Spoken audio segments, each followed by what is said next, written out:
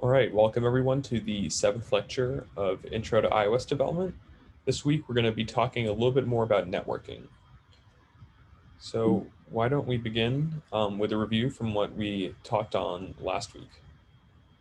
Okay, so this first question is asking which of the following is not a type of HTTP request? So I'll give you guys a moment to think about that.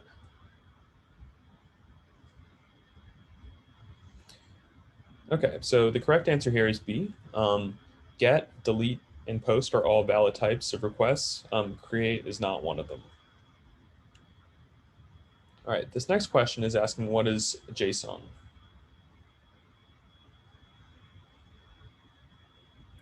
So if you remember back to Lucy's lecture last week, we can think of JSONs as key value pairs that are similar to dictionaries, and it's the way we encode and decode information with respect to requests over the internet. So the correct answer here is B. Okay, lastly, what is the result of this closure? This question should actually probably be asking what's the result of this higher order function. The function map takes in a closure and then applies it to every single element with respect to what it's being called on. So in this case, this list of 3 elements. So the correct answer here is going to be D, and that's because map goes through every single element in the list and then applies the function that has been passed into it, which is our closure, that num to bool section of code, and then updates each element accordingly. So we are going from a type integer to type Boolean, and so the first element here, is going to return true because it is less than 0. All the other ones would return false because they are larger than 0. Okay, so now let's talk about closures with respect to networking. We introduced them in last week's lecture, and there was an extra credit assignment for people who want to dive deeper and understand more about them. So let's see how they are at play when it comes to making requests to the internet. Okay, so up here is a section of code that we ended up writing last week, and we're printing out the JSON response to our console from the endpoint. So getting response from a server takes time. You could have fast connection, but it could take much longer than expected. And we don't want our application to, simply stop its execution and wait till it gets a response. So instead, the application is going to run this closure block response in only after it gets a successful response from the request to the server. Okay. Similarly, after we get a response and decode it from a JSON into, our Swift model objects, we're going to probably want to run some code, maybe update a table view or some other UI element. Since we want, to do something like that, we need to have a closure as a parameter for this function, in this case, get courses. And this will be the function that gets called with our updated course array. So we'll see this in practice within the demo. This is just kind of an overview as to why we have that completion handler for get courses. And notice that there is the escaping keyword. So this is an escape enclosure. And basically what it's saying is this closure will be returned. This closure, will be called after the function returns a value. So, once we actually get a response from our server, it decoded it into our model objects, and then call the completion handler. That's when it gets called. And so that's really nice because we can temporarily escape from this function and not have to be waiting until all that actually happens, so our app can keep running and not stall while this request is being made and the decoding is happening. Okay, so let's talk more about networking. So quick recap, we don't want to just have apps that have hard-coded data. We need them to interact with dynamic data, stuff that's changing. So networking is used to retrieve, update, delete, or add data, basically. And so here are some examples of where it comes into use. Getting information from all the posts in a feed, any social media app, Instagram, YouTube, um, logging in and authenticating users to some kind of platform, as well as deletion. So let's say you want to get rid of a song on one of your playlists on Spotify. That's also a network request.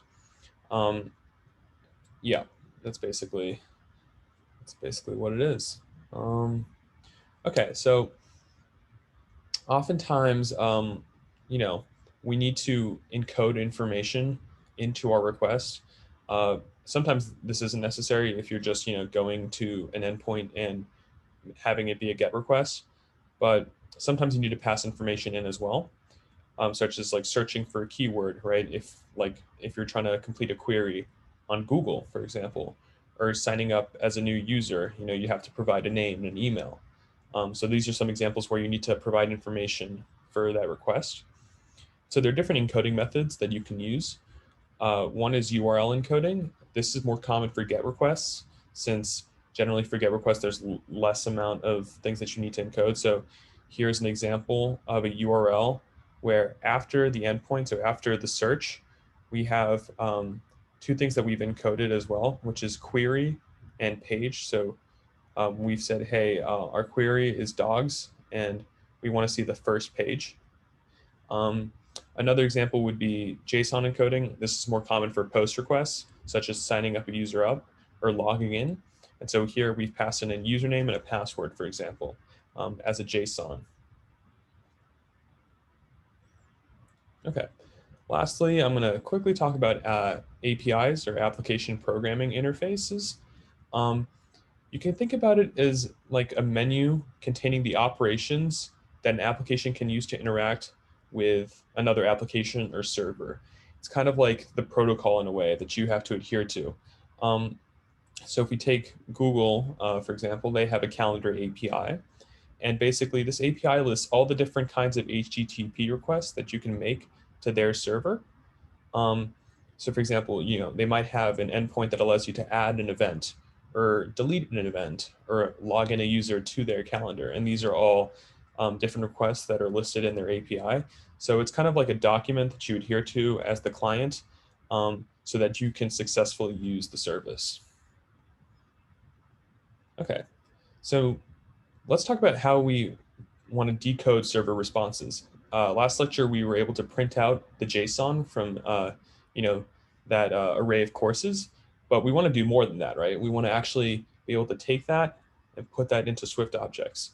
So this is what we had last time, where we get our response completion, and in the case where it's successful, we printed out the JSON. But how do we actually convert that into some kind of model? So here's another example of a JSON on the left. As that you can see within the data field, it has an array of courses where each course has an ID, code, name, assignments. We want to ultimately get that into a model that represents that same thing, a course, right? That has an ID, code, name, assignments, and such. So that's the objective. How do we actually decode that? So the way we do it in this course, and generally with Swift, is by conforming to Codable, which is a protocol that allows for encoding and decoding between models, objects, and JSONs.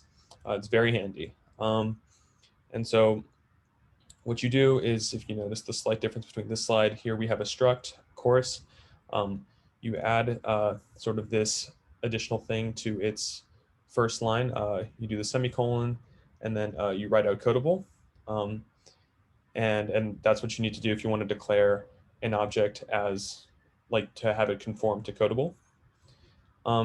So one thing to notice here, and I think my JSON thing on the left isn't perfectly matched up, so it even hits the lesson furthermore. the names and types need to match exactly between the server and client. So ID, for example, is an integer. We need to have ID be an integer, but also the very name ID needs to match. So code is a type string within the JSON. The same thing needs to be true for our end. If I, had some other word for the key, if I had like a department number, that would not work. So this is one of the biggest like sources of errors when it comes to integrating with the backend. So definitely something to be mindful of, and a really like probably the first place to go to when it comes to debugging. Yeah, and you apply the same logic to the whole response. So I'll show that in practice. Oftentimes JSONs can have multiple levels, right? You could have an array of courses where each course, or let's say like an array of movies, right? Where each movie on some kind of service like Netflix has a set of reviews, and each of those reviews has a comment. And so we're going to talk about how we can actually decode these relatively large, more complex JSONs into all the objects we need to work with our application. Okay, so let's go on in and jump into the demo. So as you can see here, on the left here, I have the example JSONs that we're going to be working with today. We have a backend that has the first endpoint that we're going to be doing is hitting this this endpoint right here that has just an array of courses where each course has an ID, code, name, and status. So that's the first endpoint we're going to implement. The next endpoint is kind of like a search endpoint, not exactly search, but let's say I wanted to tap on a specific course so that I could get more information about it. Maybe every course has a set of assignments, right, for the semester. We basically want to add in or access that course by its unique identifier and then get more information about it. So the next endpoint we'll be implementing in this demo is how to support another get endpoint where you can pass an ID into your URL. So that's URL encoding. And then get more information about it. So for example, if I were to grab the second course here, which is going to be CS 1110, so that's Python, we'll hit this endpoint. You'll see that the JSON has changed to now just include that single course, as well as some new information, a list of assignments, which is an array of different assignments where each assignment has a title, a due date, and yeah. So those are the two. And then the third one is going to be how do we create a new course? So how do we encode, like as opposed to URL encoding, actually send in a JSON with a post request. And so what I have here is the example responses, and this will help us as we first make our models. And so that's going to be the first step of the demo. Here's the starter code. Almost all the UI has been built and stuff. So the only thing that we're going to be working on really is implementing our network manager, our models, and then calling our functions of our network manager in the appropriate places. So that's what we're going to go ahead and do. I'm just going to quickly take a sip of water. Okay, so the first thing we're going to do is implement all the models that we need in order for this to work. So as you can see here, here are the two different responses we can get from our endpoints. This first one is the get response, where we will have a success key value, which is either going to be true or false, and then a data key and then associated value, which will be a dictionary. And within that, it'll have a courses field, which is an array of courses where each course has an ID, code, name, and some assignments. Note that this isn't always the case. So if we go back to our endpoint, the generic API courses endpoint, all the courses don't actually have their assignments here. That's only when you specify the ID. So that's something that we're going to need to be wary of as we make our models, that this isn't, sometimes this isn't here in our response. Okay. So I'm going to minimize this. And let's go ahead and think about the different models we need. So courses have assignments sometimes, right? Where every assignment has an ID, a title, and a due date. So let's go ahead. I think just sometimes the best way to go about doing, you can either like take a, like either start with the deepest layer and then work your way out, or work your way in from the highest layer. So we can, definitely just take the approach that works for you. I'm going to start with the smaller things and then work my way up, just because I think it's easier to reason about. So we're going to have an assignment struct. So struct assignments or assignment, excuse me. An assignment is going to represent, will be a model that represents an assignment for a course. And so once again, we need to adhere exactly to, the keys have to match exactly along with their types, but you don't have to include everything. So for example, let's say ID is an information that the backend needs in order for it to run properly, but I don't actually need to do anything with this key value pair. I don't have to include it in my model. And that's a nice thing about Codable. So we're going to be conforming to Codable. So I'm going to write out Codable here, and then we can open up our curly brackets and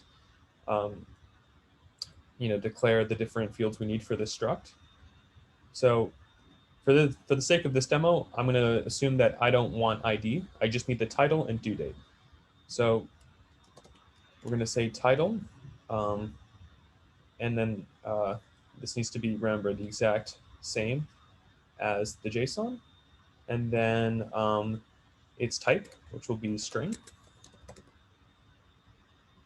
And then we have due date. Now you'll see that the backend here is using not camel case, but snake case.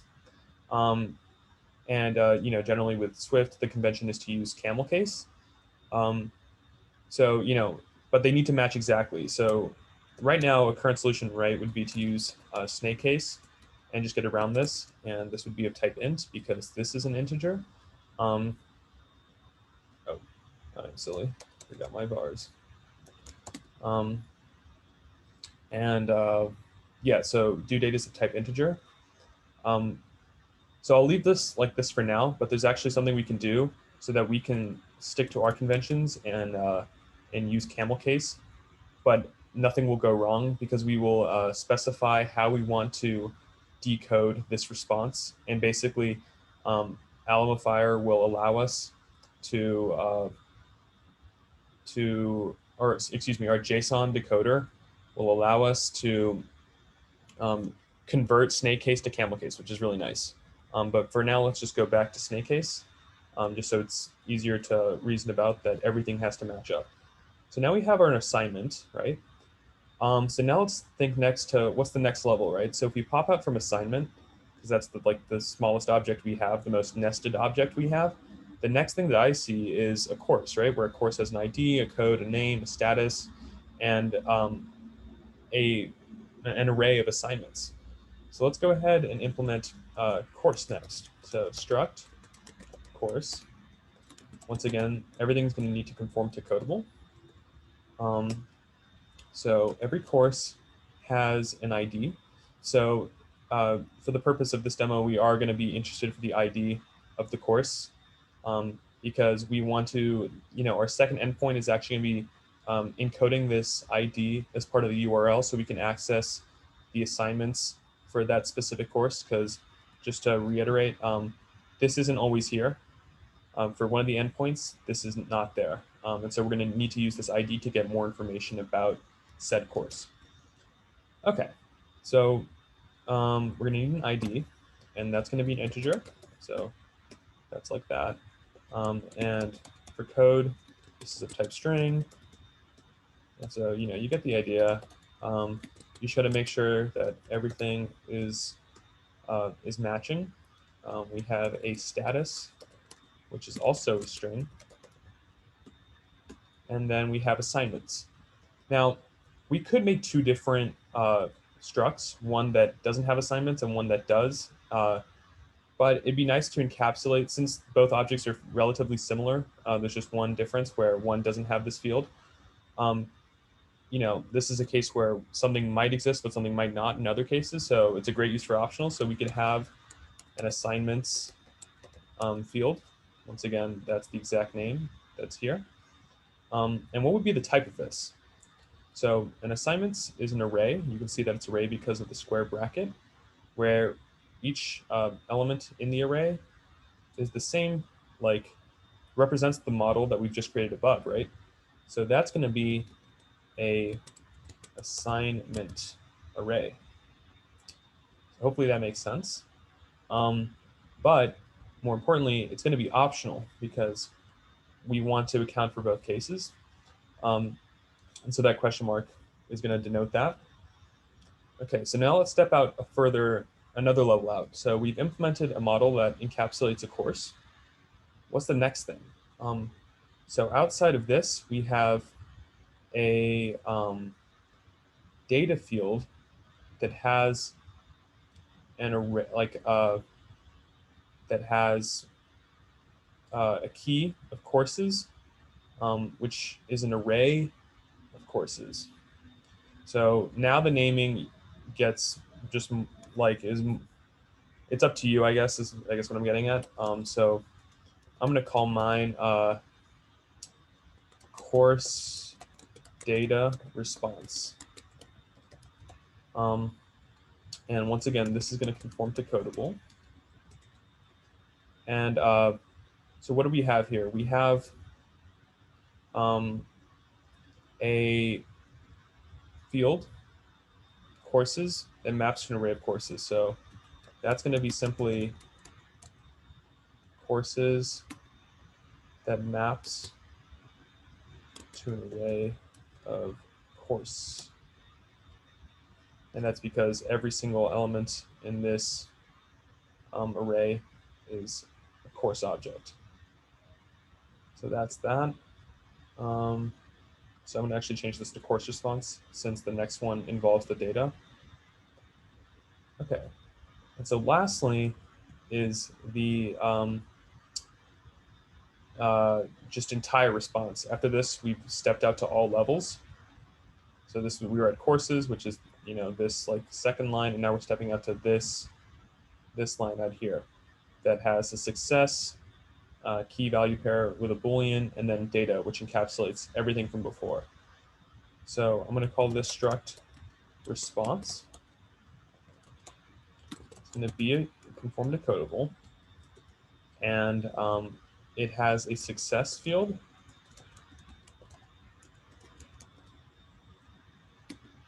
So this is going to be a Boolean. And now it also has a data field.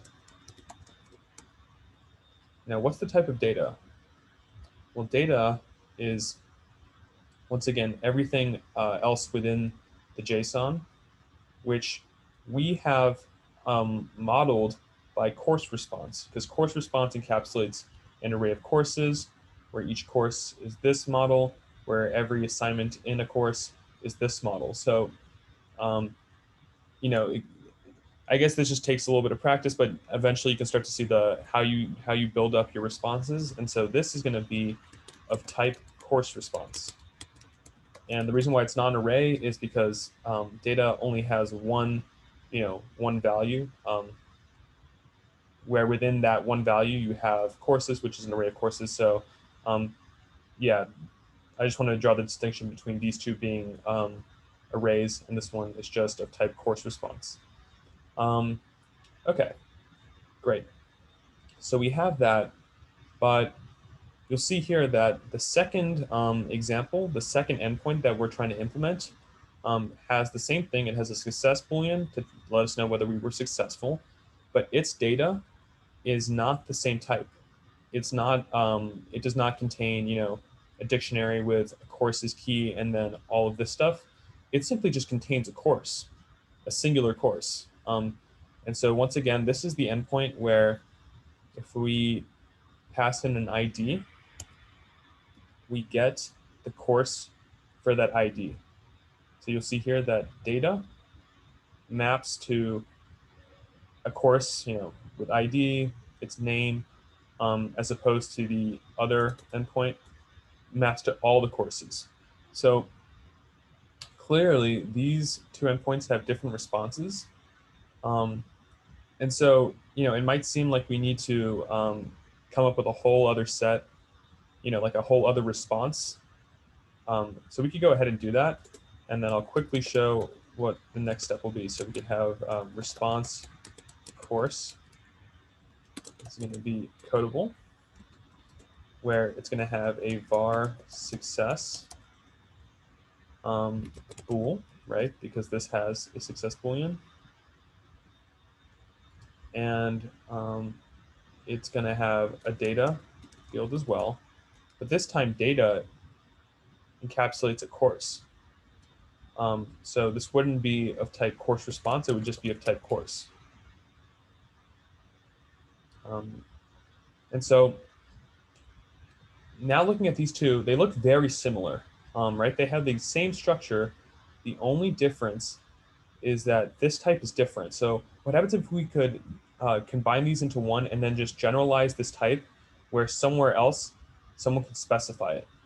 So that's where generics come in, and it's really handy. Basically, what we're going to do is add, I'll explain this in a second.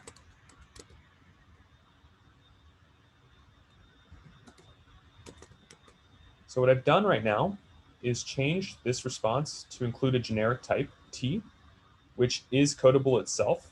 We need to specify this because if we didn't, Swift isn't able to infer that T doesn't have to necessarily conform to codable. And therefore, if this doesn't conform to codable, then this entire response doesn't conform to codable. So we need to explicitly say that it does, even though we are guaranteeing that we are going to pass in something that is codable, because we're either passing in course response or course. But now the nice thing is we don't actually need this this other struct. We have basically just condensed two almost like redundant different structs into one and are able to use the power of generics, which is a nice little trick. And so when we instantiate this response in our network manager, we'll specify which actual, what type we want, what we want this data to be, because we can specify T to be a course or a course response. Okay, so we have our models now that encompass the different JSONs we're going to need to decode. And I guess now is a good time to quickly show what we're building. I realized that I might have not been entirely clear on that. We're basically building a dynamic version of what we hinted at in last week's lecture. We're building kind of like almost like a miniature course grab, where we have an array of courses. So this is the get endpoint in action. We just made a request, once again, to this endpoint right here and got all these courses and then decoded them into these models to populate this UI table view. And then what we can do is click on a course, which will get its ID and make a request to fetch more information about it so we can get the information of its assignments. So for example, if I were to index into iOS, you'll see that we have the same information, its name, its status, but we also have its assignments. P1, P2, P3, they have all the same due date of 2009 because this is like a kind of a dummy backend, but nonetheless, we were able to access more information about this. So we just made another GET request by touching on this cell, and if we were to open up CS2110, the same thing applies. But with different assignments, A0, A1, and the same thing for discrete structures, except it's homework 1. So these are actual GET requests. And then the last endpoint we're going to implement would be a post where we can create our own class. And so I'm going to just do a class that's called hello and goodbye. So the backend doesn't actually support, isn't dynamic. So it will just tell us whether the endpoint was hit successfully, but it won't actually make this new course. But if we receive a response with a success field equal to true, we'll know that the backend did successfully receive our request. And so then we're going to display some UI just to, for our end, know that the post in theory was successful. So when I click add, we'll use a cool Lottie animation, which is a CocoaPod that Lucy mentioned last week, which is a lot of fun. So if I click add, we'll get this nice animation, and then it'll dismiss. And so that's what we're going to be building. Okay, so I'm going to minimize this. Let's go back to our code. So now that we have our models, we need to implement our network manager. So in our network manager right now, we have a private static let endpoint. And we want to implement our 3 different routes: our get all courses route, our get specific course by ID route, and then our post route. And so we're going to start with just a generic, the generic get all courses. So same thing as last week, we want this to be a static function. Since we don't want to have an instance of network manager to call it, we want this function to belong to the class, not to a specific instance of network manager. So that's why that function is static. And we're going to call it get courses. It's going to be the name of our function. And as I just showed in lecture, we're going to use a completion handler, and it's going to be escaping. What is it going to be escaping at? It's going to be, we want to return an array of courses that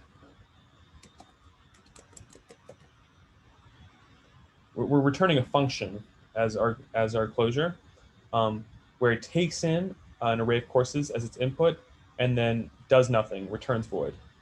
And so lastly, we open up our parentheses. This should be fine now. Okay, so we've declared our function.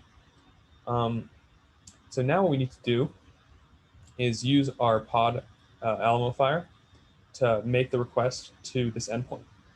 So similarly to last week, we're going to do af.request, and we're going to use should pre-populate with the correct.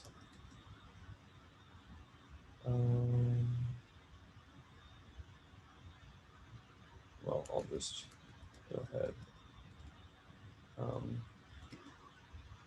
So the first argument we're passing into this request function is an endpoint, as well as the method specification. This is going to be a get request. So we're going to specify get. Then we call .validate. This is basically validating the response. And then we want to retrieve that response data. So last week we did response JSON because all we wanted to do was print out the JSON, but this time we're going to use response data since we want to decode what that JSON's data represents and put it into our model. So we have just called our function, and I just want to make sure that this is, yeah, okay. And the reason why this is mad is because this expects a closure. So I'm going to call it response. And now it should stop screaming. And I'm going to actually now just make this larger. Okay. So we have our request get function to this endpoint, where once it's done, once we've received a response from our server, it will be returned in this completion response. So now what we want to do is switch on that response like we did last time. So we're going to switch on the result. And there are 2 cases. Either there's a successful case, so case case.success. And so in this case, we're going to do data. So for now, I'm not going to do anything there. And then the other case is .failure, error.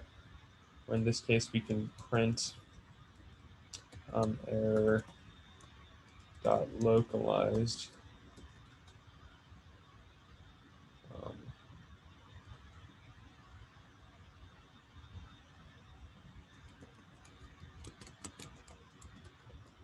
Description.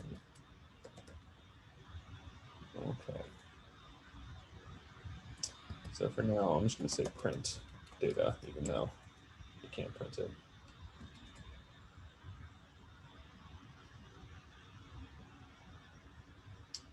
Oh, I'm missing a let here. Okay. Now that's no longer mad at us. Okay. So basically what I did was just we switched on our response. And in the case where there's a failure, we want to print that out to our console to know what that failure was. In the case where we were successful in getting data, we want to begin decoding that. So we need a JSON decoder. And so what we're going to do is call instantiate a JSON decoder. It's going to be type JSON decoder. And remember how I mentioned that the keys need to match up exactly? And in the case of due date, this is snake case, where switch conventions are camel case. So let's say I was a stickler and wanted to have this be camel case. We can specify the way that this JSON decoder decodes. We can do JSON decoder dot data decoding strategy is equal to dot key decoding strategy, excuse me. Key decoding strategy is equal dot convert from snake case. And so now our JSON will handle this case where it'll take this due date and change it to due date on our side, which is good. Okay. So now that we have that, we want to try and get the data from this JSON decoder and store it into our response. So the way we're going to do that is we're going to have a if let where we try and do that. So we can call this course data, and this is going to be try, and it's going to be equal to our JSON decoder, and we're going to call a decode function that takes in two parameters. So it's going to, the first parameter is the response that we're trying to decode it to. So we want to try, once again, our response, the first get is going to adhere to this structure, this JSON structure, which we have built our model to satisfy using a generic. And so we want it to try and decode it to that response. So what we're going to do here is specify what model we want it to decode to. So response, we want to specify the type.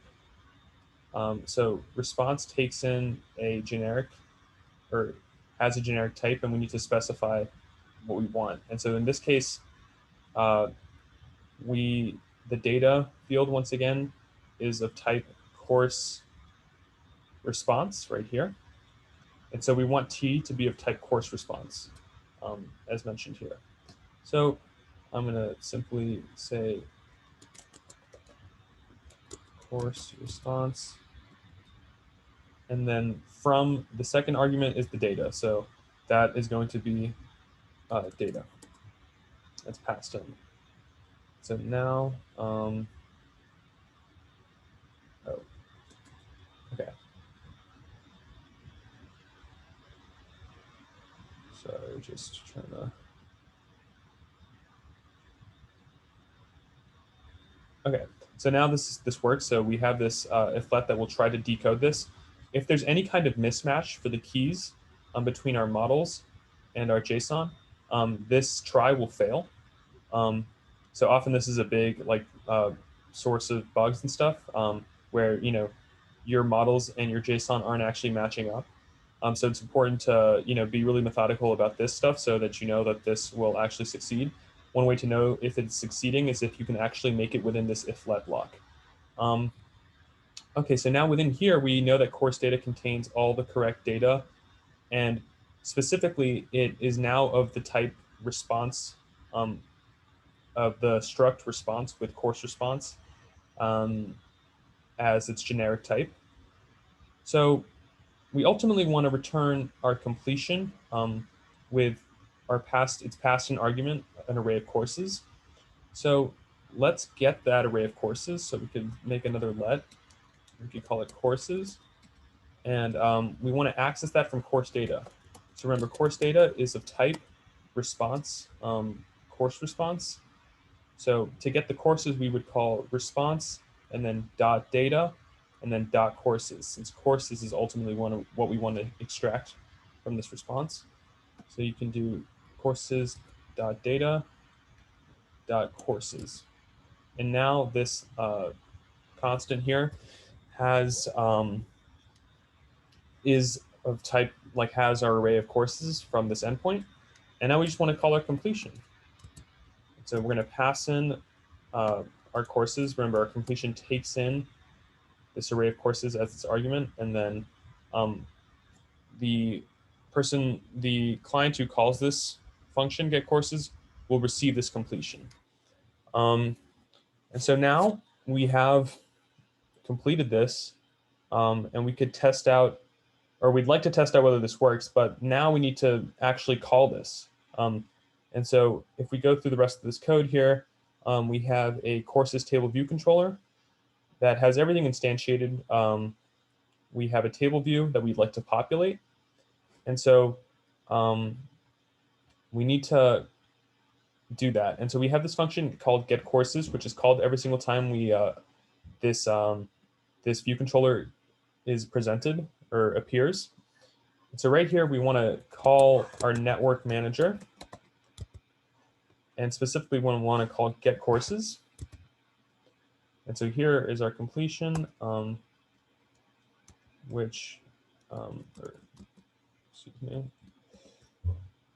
get courses. So this represents now, this is the array of courses that our request is returning. And within this view controller, we have an array of courses, which initially is empty. So we'd like to actually set it equal to the closure that's returned, because our table view uses this courses array to populate it. But right now it's populated with nothing. So we're going to call courses, and to be specific, self.courses. So we're referencing the correct one. We're going to set this equal to courses. And lastly, just to reiterate, this completion returns void. So this caller is not going to return anything. We're just going to change the stuff that we'd like to change, the UI that we'd like to change. So we're not going to be returning anything from here. And if we did, we'd receive a compile error. So the last thing we do is we've updated our courses, but we need to update our table view. We need to reload it. So we're going to call dispatch dispatch queue dot main dot async, and then in here we'll call our UI or table view dot reload data. And so this is saying reload data at the next moment possible when you can. And so we've called this. Oh, and I need to explicitly use self table view since we are in a closure. So we've called this endpoint and we've implemented it. So the next thing that's left to do is see if it works. So we can launch this and see whether our first endpoint is working as intended.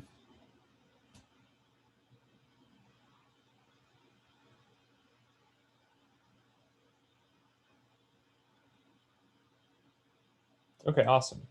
So you'll see that it successfully decoded, which is really encouraging, and the fact that works.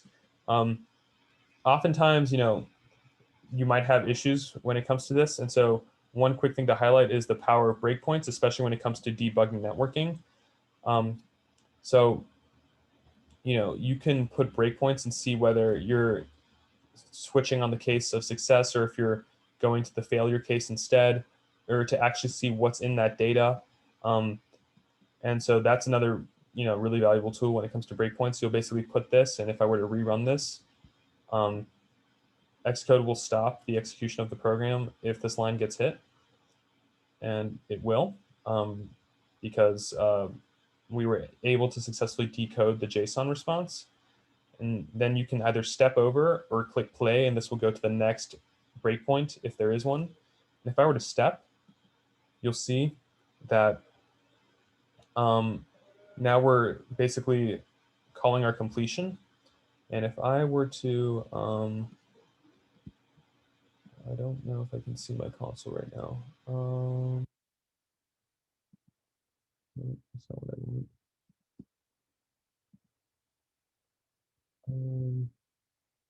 I guess what I was trying to get at is that you can, oh, there we go. There's the button. It's hidden behind me. You can print out stuff to know whether your program's working correctly. So let's say I wanted to print out courses, which I've just set equal to chorus data.data.courses. I can print this out, and you'll see that it prints out the list of courses. And so we know that this is correct. And so that's a really powerful tool with debugging. And then to turn breakpoints off, you just unclick this blue tick here, and then your program keeps going.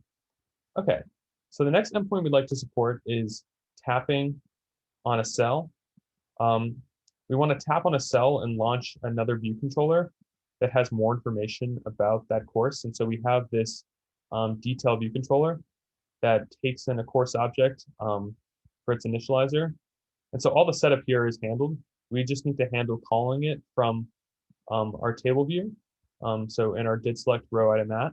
But more importantly, we want to populate, we want to get the courses, more information about that course. So we think to like an example with, like an Instagram post, you might be able to load an Instagram post, but in order to expand the comments, you might need to make another network request because there might be a bunch of comments that require just a whole new request to load.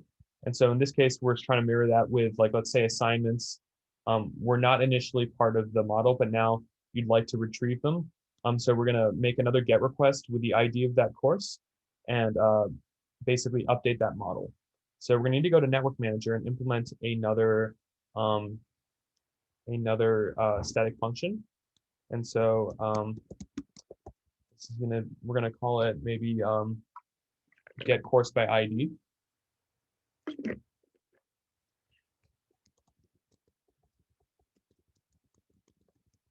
By, oh my gosh, by ID. Okay. And once again, we're using an escape enclosure. But this time, if we go to the response, we only are going to return a singular course. So we don't want to return an array of courses, just a singular course. So we're going to change our completion to take an input of one course. So course like this, and it's still going to return void.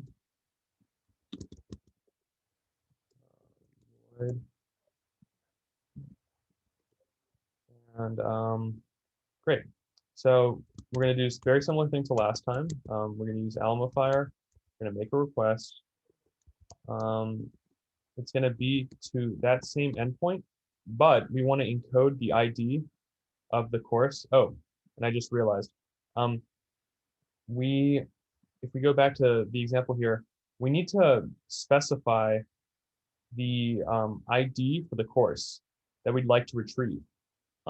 So we want to encode information. So we're going to need to know the ID of the course. And so we'll be able to do that because we'll know which course we selected thanks to indexPath.row. So we'll be able to access the specific ID, but this function is going to need to take in an ID as one of its arguments. So we need to add that argument in. And then within our endpoints, we want to encode this ID into the string URL. And so we can use string interpolation and do this like we've done before in the course. And so now this endpoint includes the ID at the end. And you need to put another slash because all the URLs end with a slash. And like we've done before, we'll specify the method type. There'll be another get method. And then we're going to validate it. We want to retrieve the data from there. So we're going to do response data. And we're going to take a completion handler. We'll call it response as well. And then we're going to do very similar, basically the same thing to last time. We're going to switch on it. Okay, so then in the case where it's successful, we'll want to access its data. In the case for right now, I'll just print data so it doesn't get mad at me, so it has an executable thing. In the other case where it's an error or a failure, it's gonna produce an error. Why is this stuff always so mad at me? Oh, it's because that requires curly brackets. Okay. And so in this case, we'll want to print out the error. So error dot localized description. Okay. So mistype that. Okay. So now in the case where it's successful, we're going to do a similar thing. We'll need a Json decoder. So I'm going to make another constant. We'll call it the same thing, Json Decoder. It'll be of type Json Decoder, like we did before. And once again, there isn't actually anything, or no, never mind. This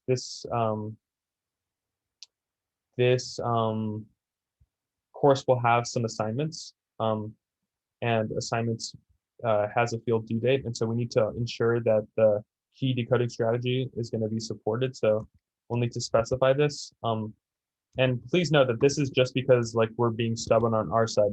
We don't need this if we were to, change this to be snake case right here. So it's purely just to stick to Swift format or Swift standards. Okay, so once again, I'm going to specify this snake case. Okay. And now we're going to try to decode it.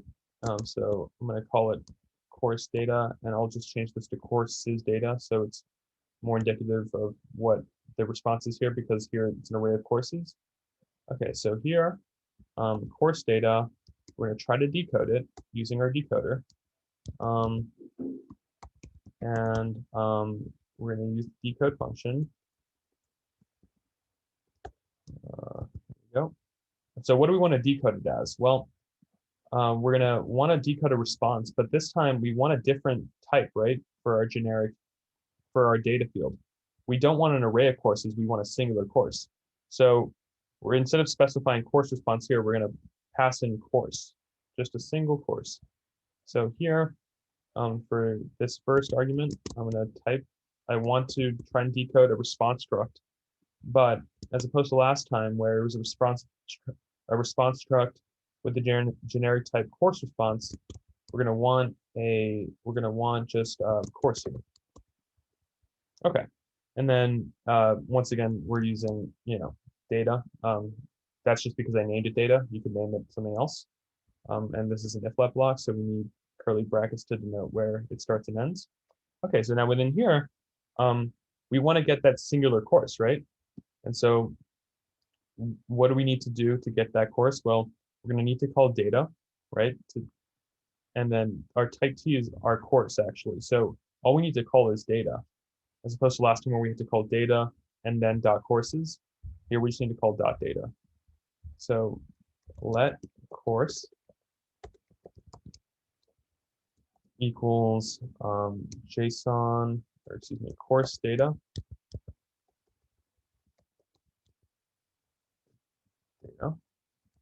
Data. And finally, we'll call our completion. Oh, this needs to be .self here. Completion.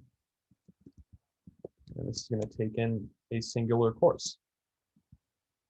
And so that should work. Now we just need to call it. And one thing to note is we could be extra safe, and this is probably actually something that we should do. Our response has a success Boolean, and so as opposed to just assuming that this exists, maybe, in the case if success is false, then the data could be something different. So, we could do like if courses data dot success. So if this is true, then do this. And we could do something similar here. If course data dot response or dot success, excuse me.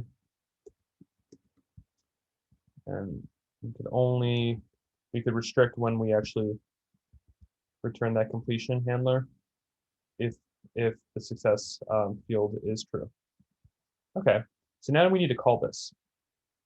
And so here we have our did select item at. So just to quickly reiterate, we have our courses, but here courses don't have assignments. We want to pass the ID in and get the assignments that are unique to that course.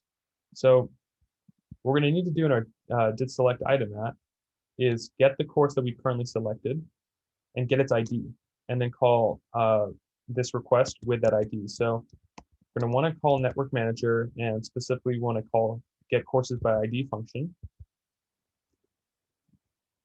And so we need to pass in an ID. What ID do we want?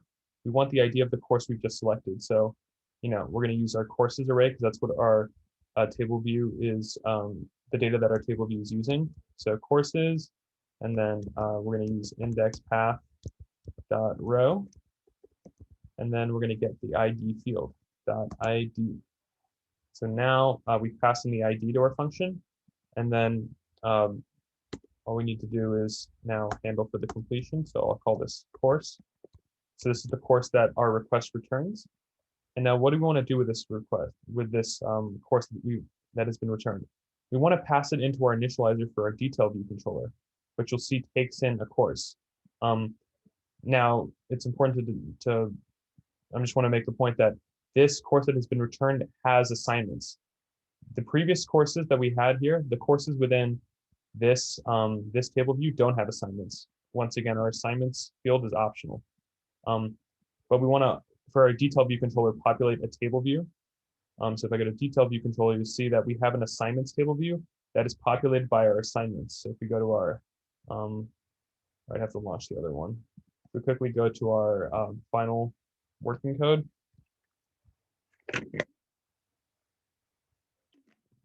You'll see that when I click on a course, we have a detailed view of it with all its specific assignments. So, so within this did select item at, this new course here has assignments, which is why we want to populate our detail view controller with the course that's been returned from our request. So here we want to, make a new VC, which is going to be of type detail view controller. So detail view controller, and we want to pass in the associated course, and it's going to be the course from this completion. Then lastly, we just want to push this on using a navigation controller. So navigation controller dot push view controller, and this will be new VC, and we will animate it. So true. And so now let's see if this works. Oh,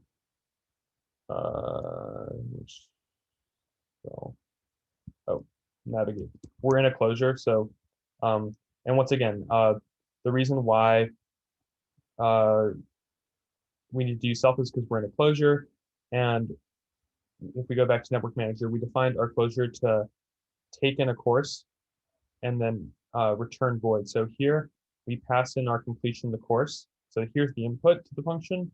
And then if we go to courses table view, this is what we're doing with that. So this is like the implementation of our closure. So this is like the block of code we can pass around. And it's void because we don't actually return anything. We just push a new thing. We push a new DC, but we don't, return a value or anything. So that's why this is void. Okay. So now if I were to launch this, let's see if this supports like tapping on a course and seeing the assignments for it. So let's open up Python. And it is not working. And so it says the response status code was unacceptable, 404.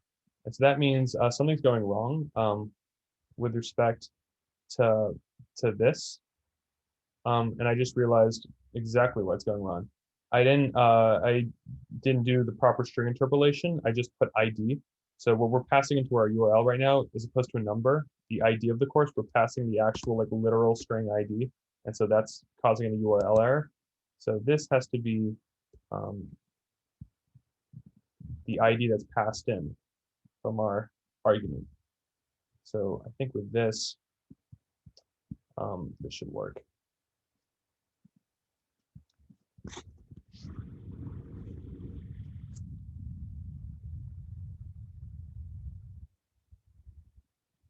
Great. And you'll see that now we were able to make a request. So when we tapped on this, we got a new course. So I can put a breakpoint here. And I'll sort of show you what's going on. So I'll run it again. I'm going to tap on the Python course. Oh, we don't want this. I'm going to tap on the Python course. We're going to hit this breakpoint because we've selected a row in our table view. And I'm going to quickly print out what its assignments are. So courses, index path, dot row. You'll see that assignments is nil.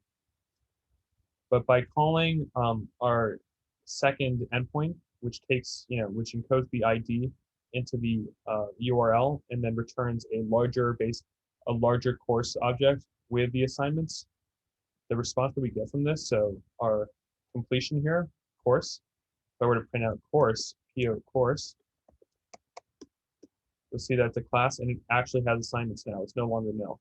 So hopefully that makes sense as to what's going on with this second request function, get course by ID. Great. The last thing we need to do is implement our third endpoint, which is to add a course. So we have this add view controller, which has a button called add, where we want to add a course. So we need to make an endpoint that supports that. So let's go back to our network manager and do that.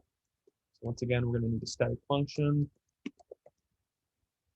I'm going to call it get course by ID. And what do we need in order to create a course? I guess that's a good time for me to show the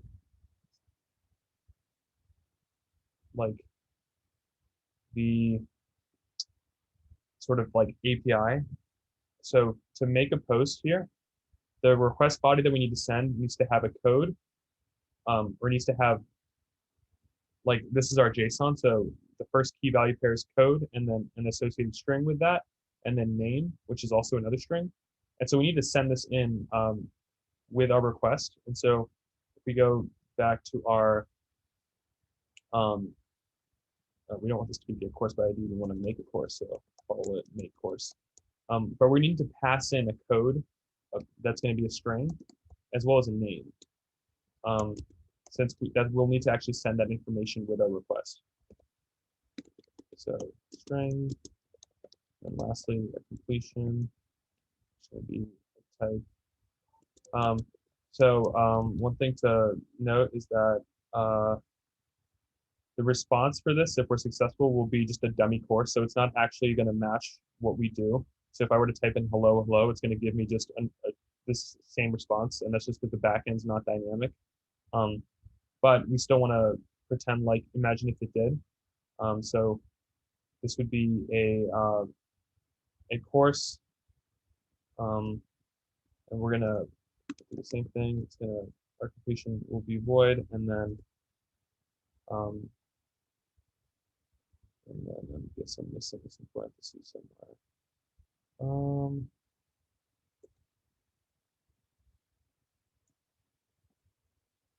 There we go. Great.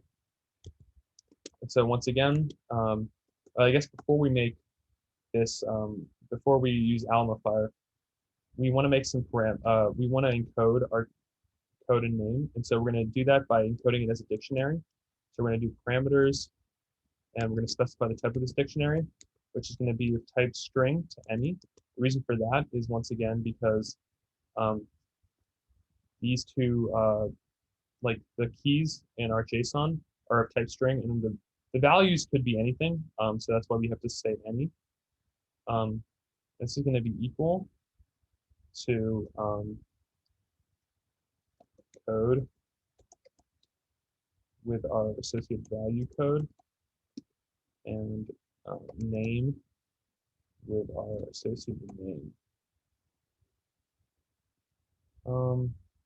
Great.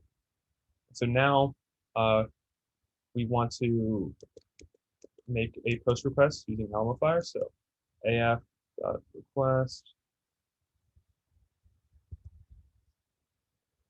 That was the wrong method choice. So once again, I'll just do endpoint. And just to specify, this is the endpoint. Like, this endpoint doesn't require an ID. It's the exact same endpoint. The only difference, it's the exact same endpoint as the first one, but it'll have different behavior because it's a post method and not a get method. So you can have the same endpoint, but have it return different things based off whether it's a get or a post.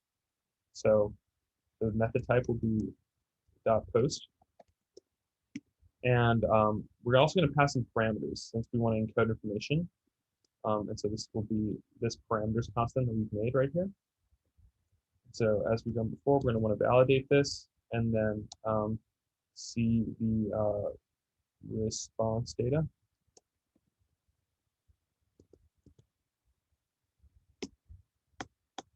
So we'll call this response. And once again, we're going to switch on it. So switch response.results. In the case where it's true, so case.success, let data, we will do something. So I'll just print data as usual. In the case where it's a failure, let error, we'll print out error as we've done before. Great. So now we want to return the course even though it's not actually relevant. No matter what we put, it's going to return that same iOS course. But nonetheless, the same process as before. We want to make a JSON decoder, and it's actually going to be the exact same thing. So I'm just going to go ahead and copy this. Where we have a JSON decoder, we're going to specify our key decoding strategy. Since due date is camel case, but there it's snake case.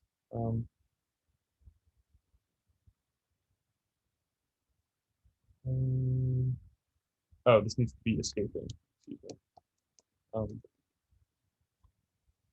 I should get rid of that.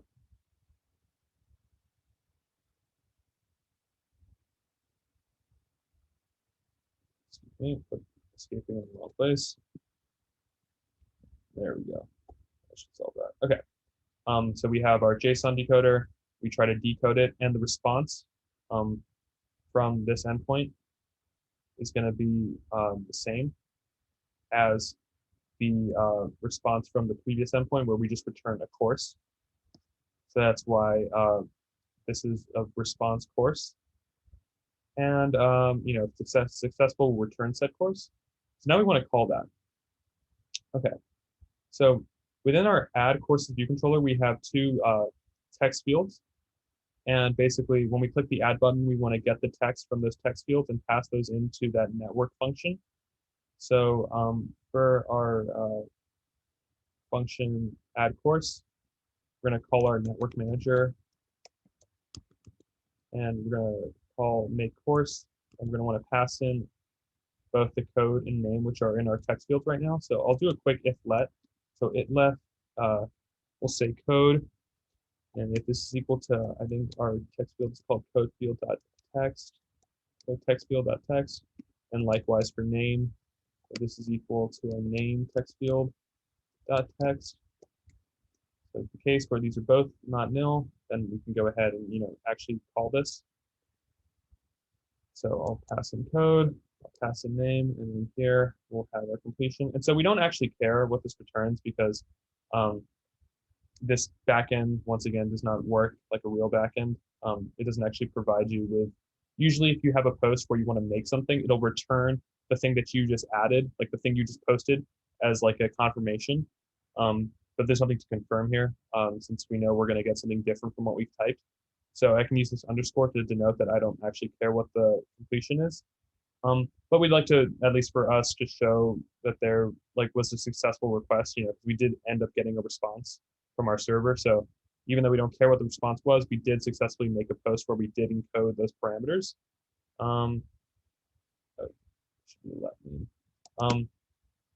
So why don't we use that cool Lottie animation? So we've imported Lottie here, which is a CocoaPod.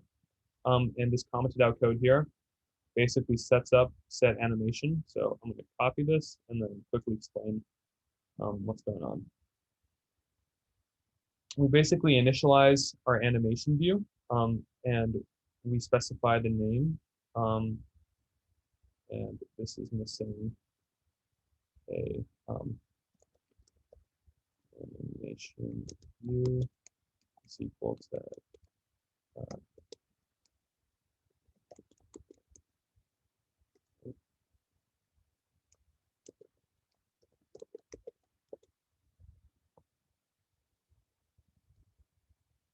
that should get rid of all those errors. Okay, so we initialize an animation view. It's supposed to be different.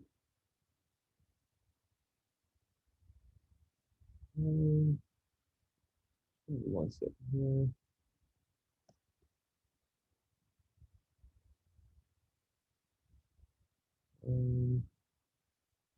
What is going on? There we go. That's what I was missing. I don't know why it doesn't like that instantiation. Oh, it needs to be a bar. That's why. It was a constant. Okay, I think it should work now.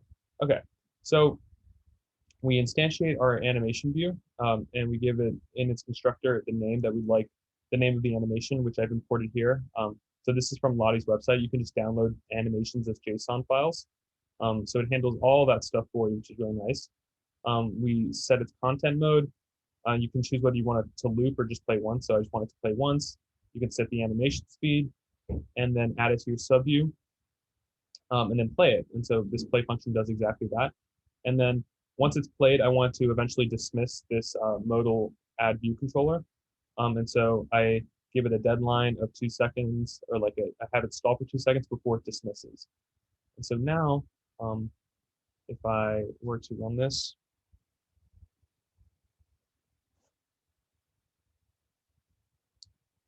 go ahead. If I try and add something where nothing's there, oh, this should actually be the check for the empty string. So it did actually successfully send there. But nonetheless, if I were to type in an actual name, this is essentially saying that the request was successful and that it works. And so, yeah, those are all the 3 endpoints for that demo. Hopefully that gives a better overview of the different kinds of endpoints you could encounter. and they will definitely come in handy with this week's project, which is Eatery Premium, a new project that Lucy has written for this week, and it's due this Sunday, the 8th. And next week we will have some concrete announcements about how Hackathon is going to be working this semester with all this new virtual format. So stay tuned for that. Otherwise, yeah, thank you. Um,